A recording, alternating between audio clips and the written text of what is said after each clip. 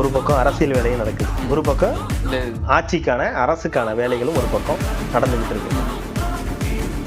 இந்த மருதமலையா வடிவேல் இந்த இதில் ஹாஸ்பிட்டலில் படுத்துட்டான், அர்ஜுன் ஜூஸை புளிச்சு ஏட்டையா இந்த மாதிரி டைமில் தான் லிக்விட் ஃபுட்டாக எடுத்துக்கணும்.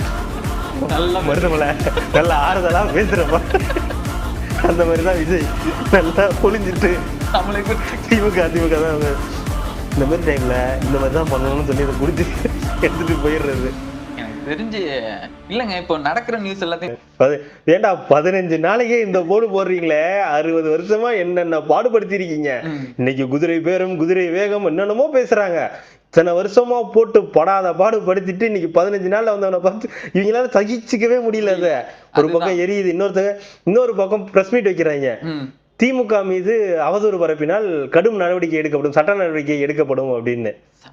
உங்ககிட்டதான் சட்டமே இல்லையே. சட்டம் இல்லைங்க, அவங்களால போய் கேஸ் போட முடியும்ல. இந்த மாதிரி தப்பா பேசிட்டாங்கன்னு கேஸ் போட முடியல. என்ன பேசுனாங்க? என்ன அவதூறு, என்ன அவதூறுன்னு கேளுங்க. என்ன அவதூறு? விளாத்திக்குளம் பாலியல் கொடுமைக்கு திமுக ஆட்சியில் இருக்கும்போது தான் காரணம். அது எப்படி திமுக ஆட்சியில் இருக்கும்போது நீ காரணம்? அது வேற அவதூறு. நீ இதுக்கு நகைக்கடன் தள்ளுபடின்னு சொன்னல, நீ அதை சொல்லவே இல்லை, பண்ணவே இல்லை. இது திமுக அவதூறு. என்ன அவதூறு? நாங்க பண்ணலன்னு நீ எப்படி சொல்லுவ?